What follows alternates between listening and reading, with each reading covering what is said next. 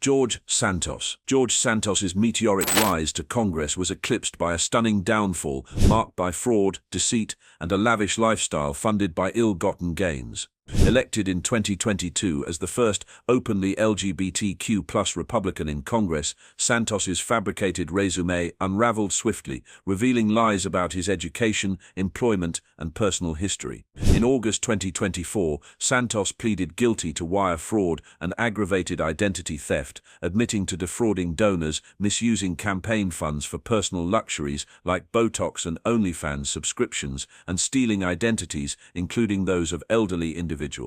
His fraudulent activities extended to unauthorized credit card charges and falsified campaign finance reports. Despite expressing remorse in court, his defiant social media posts and attempts to monetize his notoriety through a podcast and cameo appearances undermined his claims of contrition. On April 25, 2025, U.S. District Judge Joanna Sabet sentenced Santos to 87 months in federal prison, followed by 2 years of supervised release. He was also ordered to pay nearly $374,000 in restitution and forfeit over $205,000.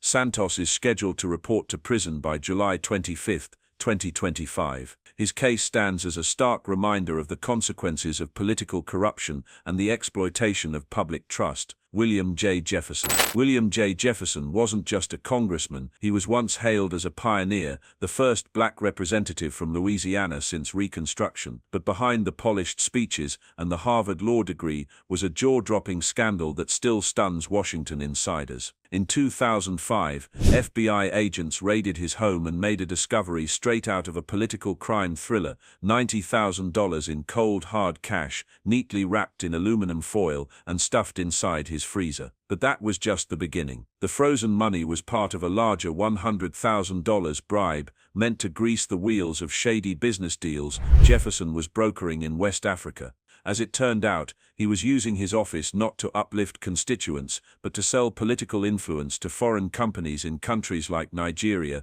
Ghana, and Cameroon. 11 separate bribery schemes, multiple international contracts, millions at stake. This wasn't diplomacy, it was betrayal dressed in a suit and tie. In 2009, Jefferson was convicted on 11 felony counts, including bribery, money laundering, and racketeering, landing him the longest prison sentence ever handed to a U.S. congressman for corruption. That freezer wasn't just cold, it was chilling proof that power and greed can turn even trailblazers into criminals. Steve Stockman and Chuck Fatter.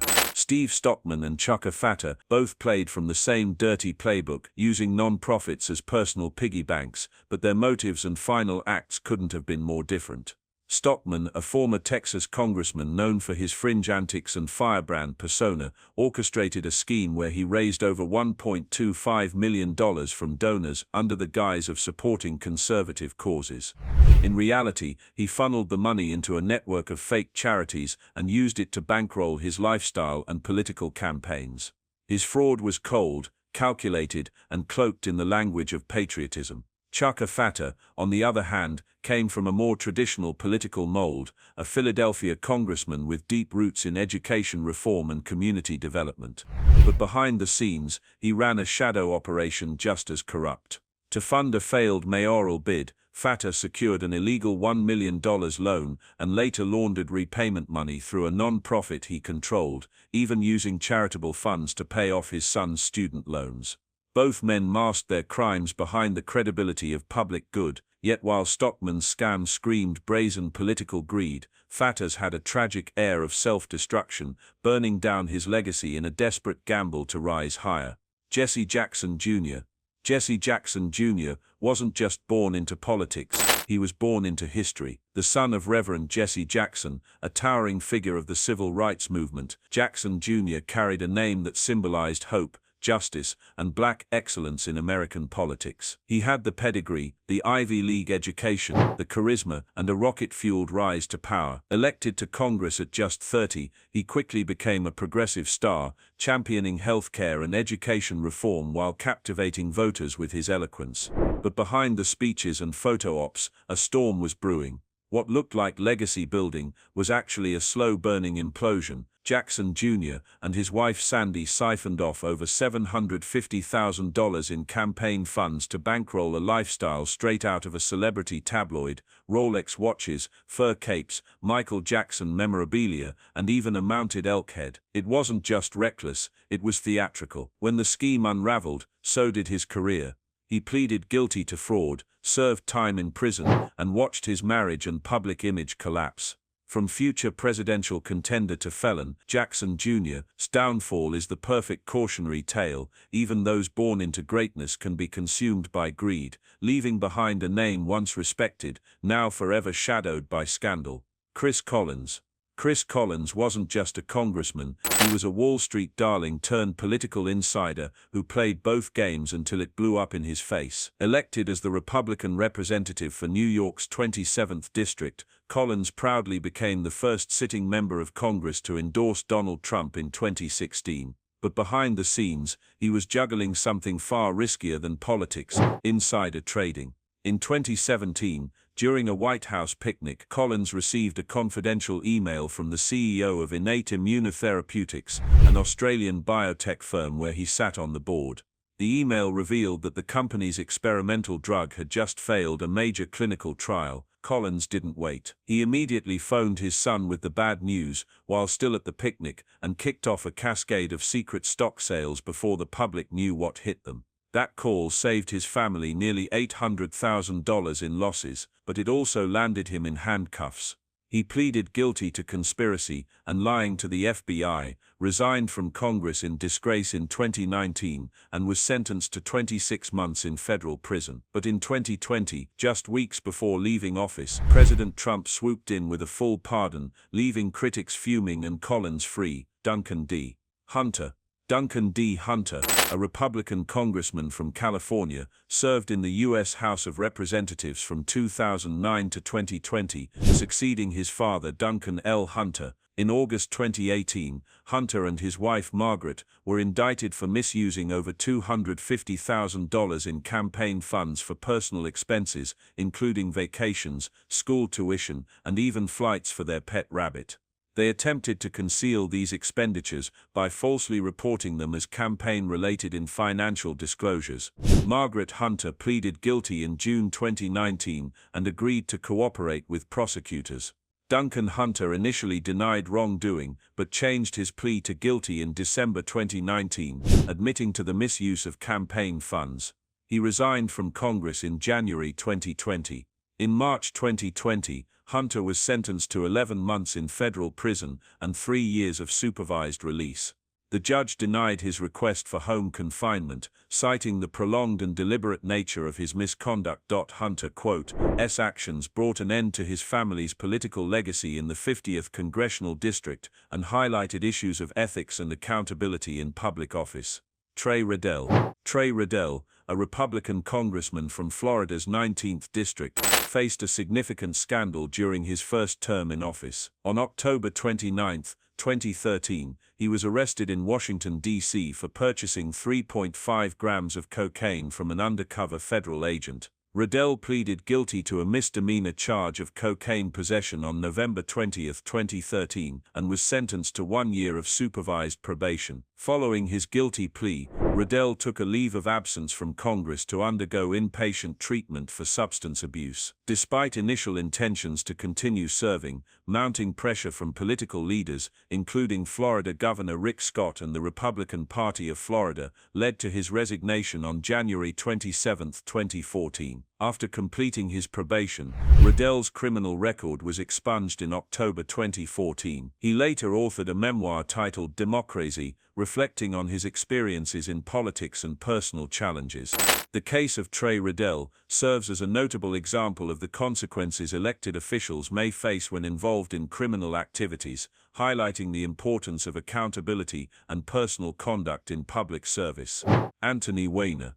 Anthony Weiner's fall from political grace wasn't just a scandal, it was a slow-motion car crash the public couldn't look away from. Once a rising star in the Democratic Party, the New York congressman was known for his sharp rhetoric and progressive firebrand energy. but in 2011, his career imploded after he accidentally tweeted a sexually explicit photo meant for a private message. At first he denied it, then under mounting pressure and mounting receipts, he admitted to sending explicit messages to multiple women. He resigned in disgrace, but the drama didn't stop there. In a bizarre 2013 comeback attempt, Weiner ran for New York City mayor under the alias Carlos Danger, only for more sexting scandals to surface. But the most damning chapter came in 2016, when he was caught exchanging explicit messages with a 15-year-old girl. The FBI launched an investigation, seized his laptop, and found emails that even reignited scrutiny into Hillary Clinton's email case just before the election. In 2017, Weiner pleaded guilty to transferring obscene material to a minor and was sentenced to 21 months in federal prison. Once seen as a future mayor, or even more, Weiner became a cautionary tale of ego scandal and political self-destruction.